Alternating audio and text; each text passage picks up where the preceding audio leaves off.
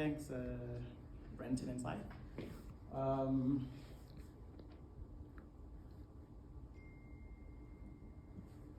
Okay. Hi everyone, my name is Koma Sinyolo and I am a structural engineer.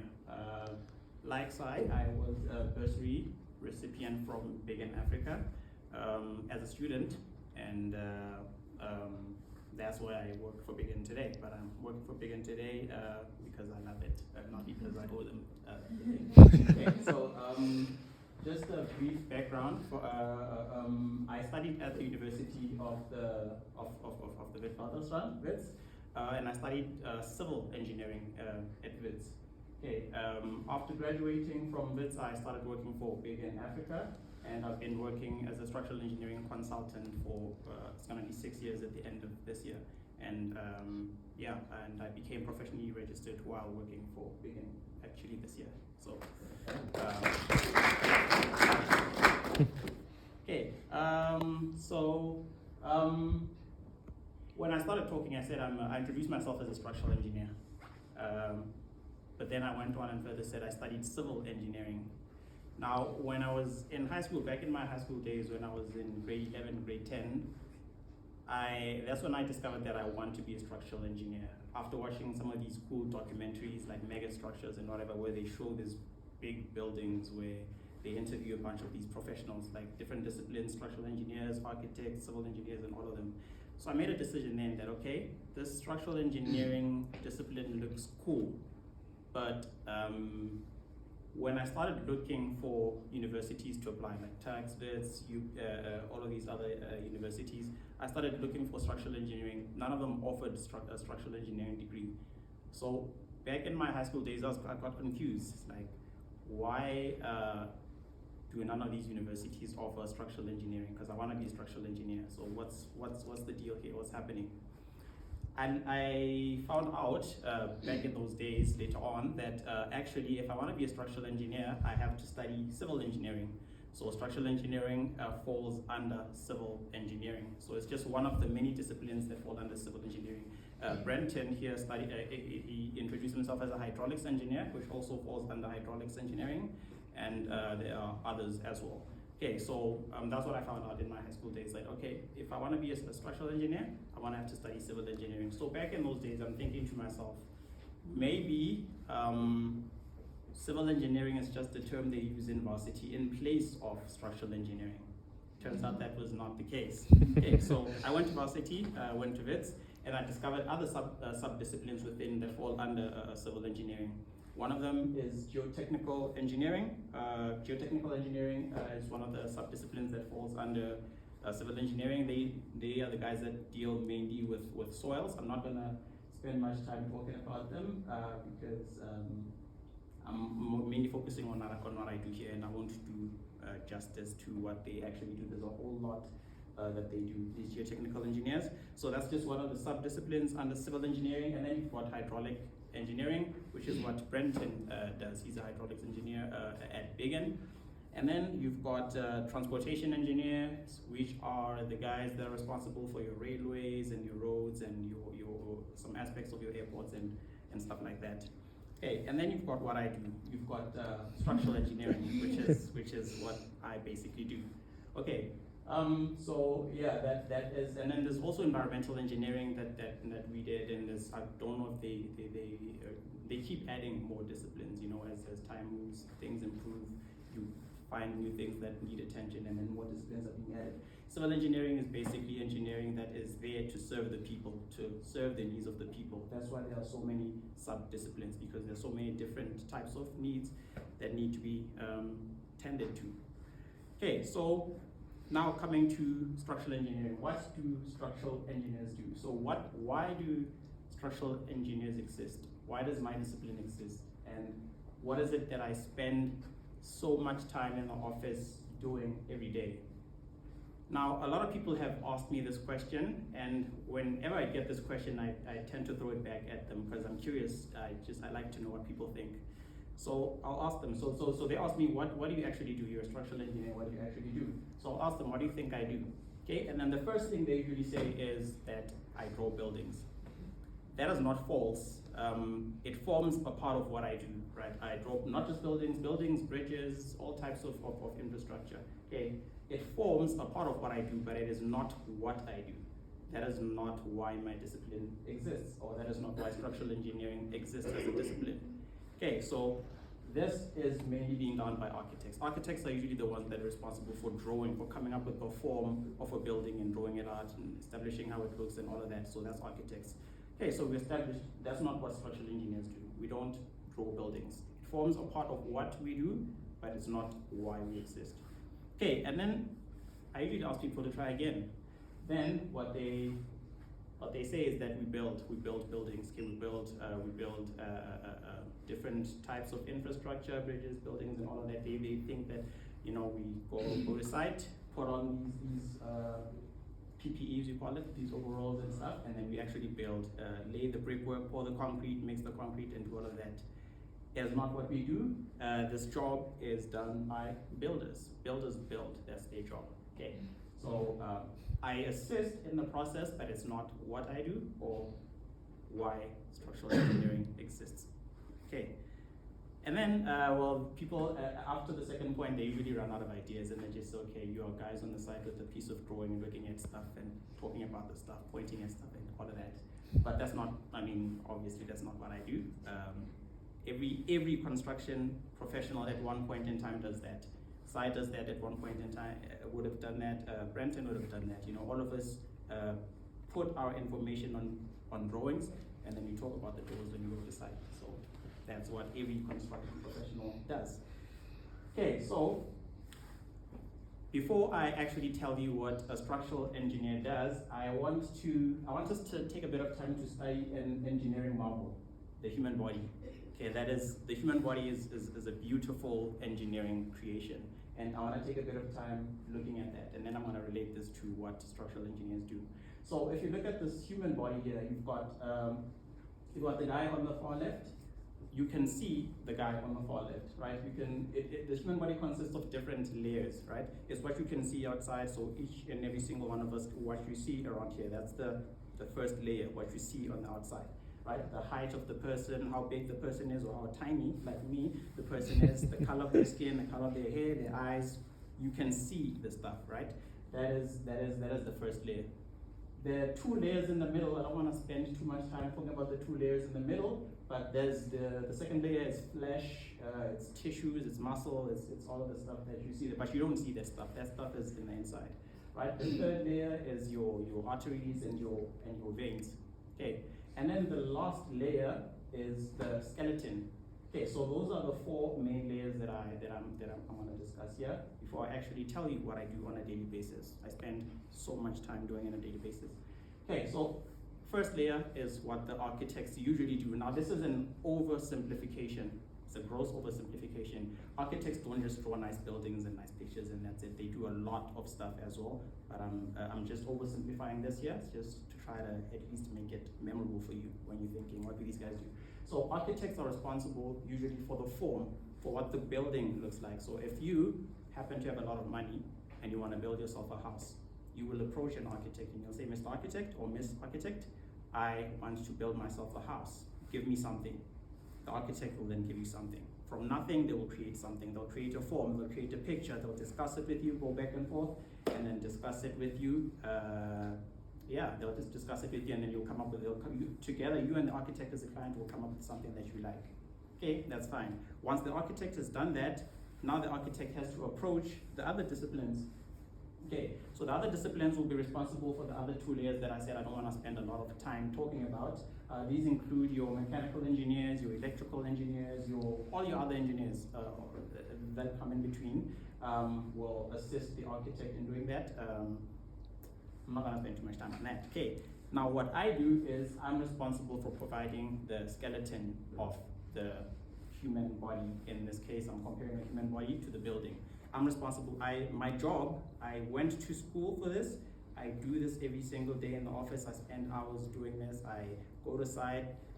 The reason why my job exists is so that I can provide the skeleton to the house that the architect will have come up with together with you. Not just the house, it could be a house, hospital, shopping malls, office blocks, bridges, whatever, right? My job is to provide the skeleton for that. But what do I mean my job is to provide a skeleton? What do skeletons do in the human body?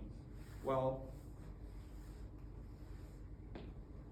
there are two people there, one with a skeleton and one without a skeleton, right? The person without the skeleton has no form. The person without the skeleton has no form, but more importantly, the person without the skeleton falls or they collapse. There's nothing. It's just a blob of nothing on the ground. There's no form. It can't stand, right? So the skeleton essentially makes sure that the form, the structure that the architect came up with, does not fall. So that is what I spend my day, every day doing. I make sure that buildings do not fall. Okay, so it is the reason that structural engineering exists. I exist to make sure that all this building that we are sitting in right now, shopping centers that you go to on a daily basis, hospitals that you visit, bridges that you drive on, all of this piece of all of these infrastructure buildings that I've mentioned, my job is to make sure that they do not fall. That is what structural engineers, that is the essence of structural engineering, and that is why structural engineering exists. Okay, so now just to demonstrate these things on a couple of projects that Bigan worked on. These are some of the projects that I'm currently responsible for, and some of the ones that I'll talk about later is projects that I was responsible for in the past. So this is a hospital. It's a hospital in Limpopo. It's called Siloam District Hospital in Limpopo. It's currently under construction. And this, what you see here, this picture on the screen is a picture that, it's a small part of the hospital. The hospital is actually way bigger than this. But this is a small portion of the hospital. This picture, this drawing, I received it from the architect. Remember I said, before I get to do anything, I must receive something from the architect. Usually that's how it goes. I received this picture from the architect, and the architect wanted the hospital to look like this. Okay, they wanted to have all of these roofs with the plant areas and all of these buildings and different structures and windows and all of that. That's nice. It's the architect's vision. The architect came up with this from scratch. Now the architect came to me and some other engineering disciplines, and they said, engineers, please help us bring this to reality. So my job is to make sure that this stands. Now I can't tamper with the form, I can't mess with how it looks, because the architect wants it to look the way it looks, because the client or the person with the money wants it to look that way. So I can't mess around with this thing, but what I must do is I must make sure that the skeleton that I provide ensures that this building, this hospital, does not collapse, because collapse leads to loss of lives. So that's very important. It's something that we prioritize. Engineering as a whole, Sayuri prioritizes this, Brenton prioritizes this. Engineers as a whole prioritize the safety of the public. That's why we exist. Okay, so the architect sent me this drawing, and then I looked at it and I stripped it naked. So what you see there is just the structural information that I am concerned with.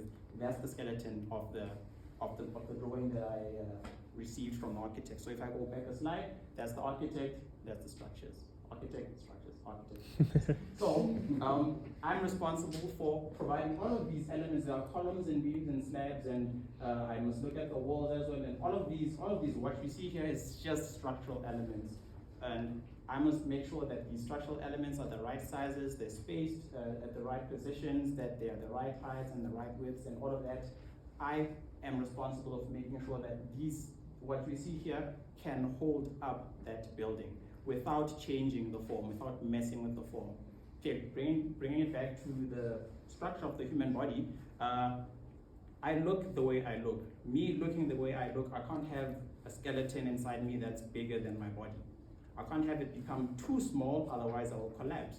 So the skeleton must be just the right size so that I'm able to walk back and forth and stand and talk to you as I'm talking to you right now. That is my job.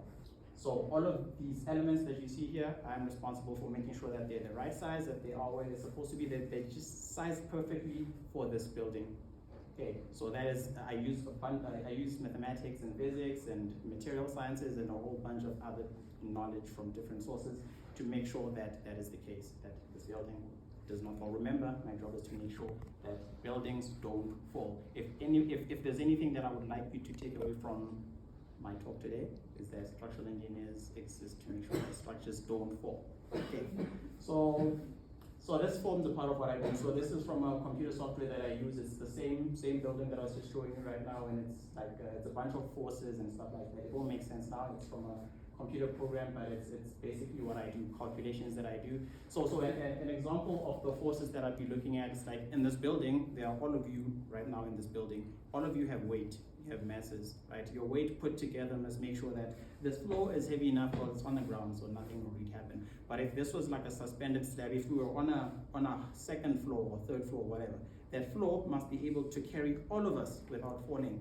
And my job is not to just make sure that the building does not fall, but to make sure that it's comfortable as well. You don't want to walk into a room and then have it start bending, even if it doesn't fall, but you don't want it to bend too much, otherwise it's going to be uncomfortable. So it's part of the things that we look at as well. So that just forms part of the analysis. So yeah, that's the hospital in Limpopo, and it's currently in construction. I go there every second week, every second Wednesday I drive down there, up there, 4.5 hours to actually make sure that they are building the skeleton as they are supposed to be building it before they complete this project. So I go there, I monitor, I supervise, I check things, I discuss things with the guys on site, and a whole lot goes on. Okay, just to make sure that the skeleton is proper. Okay, so that's the first project. The second project, this was actually my first project. This was my first complete building when I started working. Got that little sketch there from the architect. It's a fire station tower in Kuruman in the Northern Cape.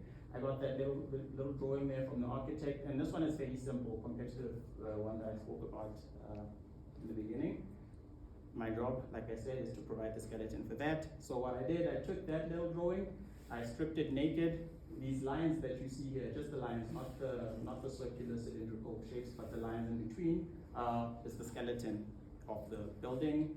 This is an analysis that I carried out to see how big the skeleton needs to be, or by skeleton I mean beams and columns and slabs and stuff like that. So the stuff that I put in, right? I'm checking the size of all of these things here, and then doing the analysis using maths, physics, using all the knowledge that you will gain from varsity, and there's the end result. It's standing there, and you can see the stuff in gray. Those are the beams and the columns. That's what I put in there to make sure that this thing does not fall. And among the things that might contribute to this thing falling down is like wind. If wind blows onto this building, I must make sure that this building is able to resist that wind and not topple over. And when people obviously go inside the building must not fall and stuff like that. So yeah, this was my first one, and actually really proud of that because it was my first. And the last project that I'm going to cover today is Bambisana. It's another hospital in the Eastern Cape that's currently being constructed, Bambisana Hospital in the Eastern Cape. That is my model there, what I put into a computer software after like a lot of hand calculations. These things, these computer softwares, you have to do like a lot of hand calculations before you put the stuff into the computer, because the computer will giggle, the giggle principle, garbage in, garbage out. What you put in a computer is what you'll get out. So if you put in bad information, you'll get bad output. So before getting to the stage, there's a whole lot of reading and hand calculations and research and stuff like that takes place. And that's the model, and then it's currently under construction, and then you can see there that that's the building being put up. So yeah, that's the last project. So I think, yeah, that covers the essence of what structural engineers do and why structural engineering exists as a discipline. And I think this slide covers not just the important qualities, personality qualities of a structural engineer, but engineering as a whole. So this applies to me, this applies to Sai, this applies to Brenton, this applies to engineers in practice. Okay, I think these points are, you must have a good mathematics and science background. So if you have the opportunity now to make sure that you pass your maths and physics well. So if you want to be an engineer, you're going to have to make sure that that is something that you work on, and make sure that you get a good mathematics and physics marks, good mathematics and physics marks. Okay, and then you need decent people skills. You work with people all the time. When I spoke about the human body, the architect and other engineering disciplines and all of them, you work with different disciplines all the time. You're going to work with difficult people, you're going to work with very easygoing people, you're going to work with all types of people in between the two. So you must work on, it's not, engineers don't work in a silo, and I know a lot of engineers are introverts, so they prefer to be in their own little box doing their calculations and all of that, but the nature of the job is that you work with people, right? So you need at least decent people skills. You need to be creative, you know, to come up with innovative solutions. You need to be creative, and it's part of the job. You need to come up with things that have never been done before. You're going to have to apply your mind in situations where you've never had to apply your mind before, where no one before you has applied their mind before. You know, you're gonna. This is where it helps to have mentors and people that you can talk to and people that you network with. You know, so I spoke about networking. So you need to network because you never know what kinds of problems you'll come across in future, and you never know who you might need. So you need to be creative as well and have a passion for learning. I think that is, I mean, you need to have, to study engineering as a whole, not just even civil engineering, just engineering, or even anything. Like to go to varsity, you just need to have a passion for learning. Unless if you're studying something for money, then diligence, you need to work hard. I think that goes without saying. Curiosity and more. There's like a whole, it's impossible to capture all the qualities that you need in one slide, but I think you'll come across all of these things as you progress in your academic career and in your professional career as engineers. So yeah, I think that's that. That is that.